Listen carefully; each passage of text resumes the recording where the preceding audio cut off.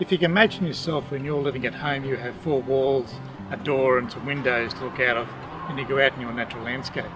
Well, underneath the water, the small little fish, or even the slightly bigger fish, need a place where they can rest, or where they can hide away from some of the bigger fish, and even some of the birds that actually see them as a food source. You would assume that fish that live in a creek system, that all their food would actually come out of the water, either in small plankton or small bits of grass, or even small algae or small crustaceans that actually live in the water body itself. But the thing that most people don't know is 50% of the fish food actually comes from trees and grasses and insects that actually live on the creek banks. So it's one of the reasons why that we need a good healthy creek bank vegetation system in place so it can actually provide food for all the fish.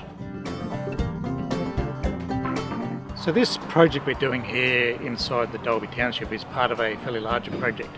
So probably about the last 8 years we've been concentrating our efforts in the repair exercises of the Condamine River system and also the Myall Creek system.